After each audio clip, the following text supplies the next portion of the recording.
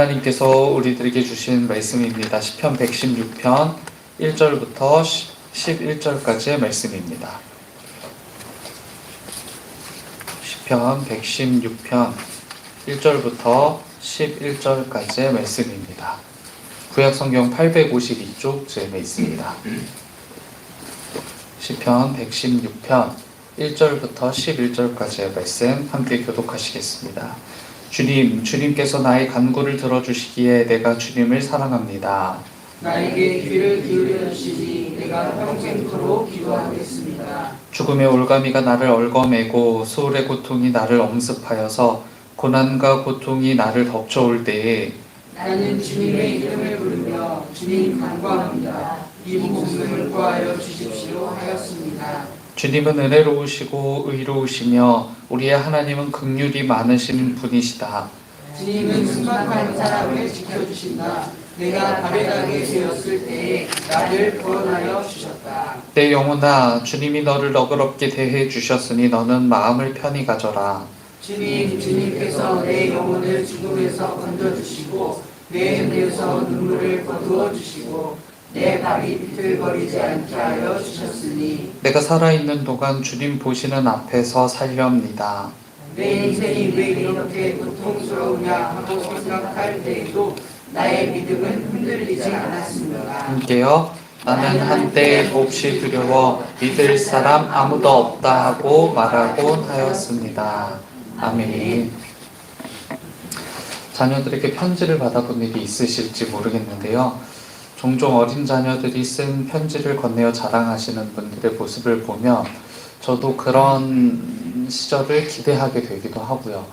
또 제 일이 아니지만 그런 모습을 보면서 흐뭇해하기도 합니다.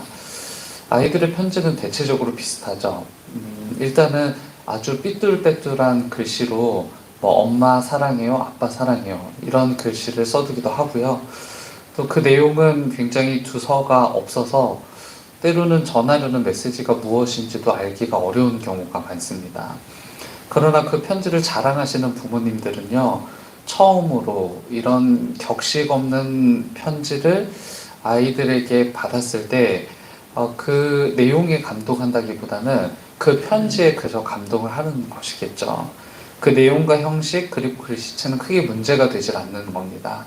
자녀가 나를 위해서 이런 편지를 썼다는 사실 자체가 굉장히 큰 기쁨이 되는 것이죠. 저는 오늘 시편 116편을 묵상할 때 그런 느낌을 받게 되더라고요. 다른 시편들보다 형식이나 격식이 갖추어져 있지 않고 시의 구성이 유창하지 못해서 두서 없이 과거의 일을 이야기하기도 하고 현재의 일을 이야기하기도 하고 또 시를 읽는 청중과 하나님 사이를 오고 가면서 자신의 구원 경험을 고백하고 있는 내용이 오늘 시편 116편의 내용이 되는 건데요. 그저 하나님의 구원 행위를 거듭 반복하여 감사하고 있고 또 그 하나님을 사랑한다라는 고백이 담겨 있는 게 바로 시편 116편이 되는 겁니다. 그런데요, 마치 자녀들이 처음 쓴 편지를 받아드는 어머니의 심정이 하나님께 있었을 것 같다라는 생각이 들더라고요. 시편 기자는요, 이 시를 유창하고 질서 있는 구성을 완벽하게 갖추어서 한 편의 시를 쓰는 것이 목표였던 것 같지는 않고요. 하나님의 구원하심에 대한 경험을 기록하고 그에 대해 감사하면서 하나님이 구원하셨음을 노래하는 것에 초점이 맞추어져 있다는 것이죠. 저는 이 내용에 아주 큰 의미가 있다고 생각합니다. 이 질서 없는 감사의 반복 그리고 여호와를 향한 찬양의 반복은 과거 시편 기자가 경험했던 구원의 경험이 과거에만 머무는 것이 아니라 지금도 여전히 이 하나님의 구원의 경험이 내게 일어나고 있고 그의 삶 가운데 역사하신 하나님의 섭리가 여전히 있다는 것을 증명해 보이려는 시편 기자의 찬양과 고백이기도 합니다. 개역개정 성경인데요. 4절을 보시면 이렇게 기록합니다. 내가 여호와의 이름으로 기도하기를 여호와여 주께 구하오니 내 영혼을 건지소서 하였도다 라고 이렇게 고백하는데요. 시편 기자는 과거에도 비슷한 고통의 경험이 자신에게 있었다라고 이야기합니다. 그리고 17절을 보시면 이렇게 기록하죠. 내가 주님께 감사제를 드리고 주님의 이름을 부르겠습니다. 그러니까 과거에는 그와 같은 고통이 여전히 있었고 또 그것이 기쁨으로 승화되었던 과정들이 있는데 지금도 역시 그 과거의 고통이 기쁨으로 변화되었다라고 이렇게 고백하고 있는 것이죠. 우리가 예수 그리스도를 인격적으로 마음에 받아들였던 그 시간들이요. 우리는 시간이 지나면서 우리가 인격적으로 만났던 예수 그리스도를 향한 갈망과 기쁨을 잊어버리기도 하고요. 그 구원의 기쁨을 망각하고 그것이 얼마나 내게 새롭고 기쁜 사건이었는지를 잊어버리고 살 때가 참 많은데요. 그러나 그 구원의 기쁨은 단 한 번으로 끝나는 사건의 성격이 아니라는 것이죠. 지금도 하나님의 경륜은 계속 이어지고 있는 것이고요. 하나님께서는 우리를 구원하시기 위해서 과거에도 일하셨을 뿐만 아니라 지금도 여전히 일하고 계시는 하나님이시라는 거예요. 이곳에 모인 우리가 그 구원의 경륜을 깨닫고 여전히 지금도 우리를 구원하고 계시는 그 하나님을 찬양하기를 원합니다. 그 찬송은요, 형식이 갖추어지거나 격식을 갖추어야 되는 찬양이 아니라는 거예요. 설령 자녀가 마치 처음 쓰는 편지와 같이 서툴러도 상관없다고요. 하나님께 영광이 되기 때문인 것이죠. 이어지는 시편 기자의 하나님을 향한 신뢰의 고백과 결단을 보시면요, 9절과 10절은 이렇게 기록합니다. 내가 살아있는 동안 주님 보시는 앞에서 살렵니다. 내 인생이 왜 이렇게 고통스러우냐 하고 생각할 때에도 나의 믿음은 흔들리지 않았습니다. 시편 기자는 9절을 통해서 내가 주님 앞에 살겠다고 고백합니다. 하나님 구원하심에 대한 아주 지당한 반응이라고 할 수 있겠죠.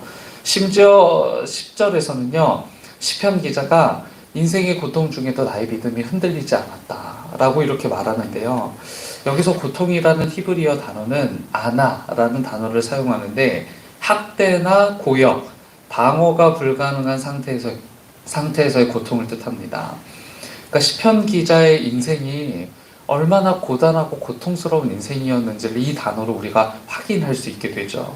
그럼에도 불구하고 시편 기자는요, 그런 방어조차 불가능한 고통 속에서도 하나님을 향한 믿음과 신뢰를 저버리지 않았다라고 이렇게 고백하고 있는 거예요. 그 고난 가운데서도 하나님을 향한 신뢰를 끝까지 놓지 않았다라는 자기 신앙 고백이 있었다는 것이죠.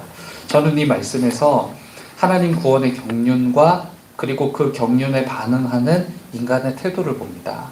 116편의 제목은요, 죽음의 위험에서 건져주심에 대한 감사라고 이렇게 개역개정 성경에 기록합니다. 고난에 대한 다윗의 태도는 늘 한결같은데요. 고난으로 인해서 하나님을 원망하거나 또는 복수를 위하여 하나님의 뜻을 거스르는 일이 없습니다. 심지어 자신의 목숨을 노려 쫓아오는 사울왕을 처단할 수 있는 기회가 있었음에도 불구하고 하나님께로부터 선택받아 기름 부음 받은 왕을 해할 수 없다면서 사울 왕을 놓아주게 되죠. 고난 가운데에서도 철저히 하나님의 뜻을 지켜내려고 했던 게 바로 다윗이었다는 거예요. 신실하신 하나님의 구원 경륜 사역에 대해서 다윗 역시 신실하게 하나님 앞에 반응하는 한 사람의 그리스도인이었다는 것이죠. 여기에 모인 우리 모두가 하나님을 향한 신실한 태도를 지켜내는 믿음의 사람들이 되시기를 주님의 이름으로 축복합니다. 때로 그 구원의 경륜이 미심쩍어서 혹 하나님의 손이 짧은 것 아닌가, 하나님의 오른손이 왼손 아닌가 싶은 생각이 들 때도 분명히 있을 겁니다. 그러나 방어가 불가능한 상태에서의 고통이 나를 덮고 있을 때조차도 하나님 나와 함께 하신다는 거예요. 이토록 당신의 신실하심을 지켜내고 여전히 우리를 사랑하시는 하나님을 향하여 우리가 찬양하는 것이 마땅합니다. 그리고 이 하나님을 우리가 사랑하는 것이 마땅합니다. 함께 기도하겠습니다. 때로는 질서 없고 때로는 무슨 말을 해야 할지도 몰라 하나님 앞에서 중언부언하며 기도의 길을 놓치거든 성령 하나님께서 우리 입술에 할 말을 담아주시길 바랍니다.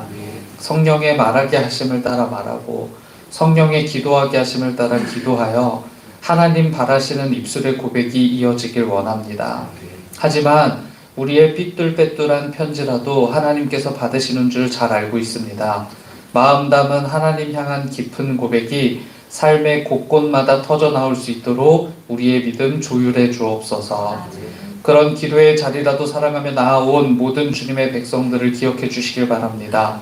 이른 새벽을 깨워 고단한 몸과 마음 물리치며 하나님 찾은 영혼들에게 평온함을 주시고 깨어 기도하라는 주님의 명령을 사소하게나마 지키기 위해 몸부림치고 있는 삶의 모양을 칭찬해 주옵소서. 바라는 기도의 모든 제목들은 주 앞에서 응답받되 다만 우리의 뜻대로 마시옵고 아버지의 뜻대로 되길 원합니다.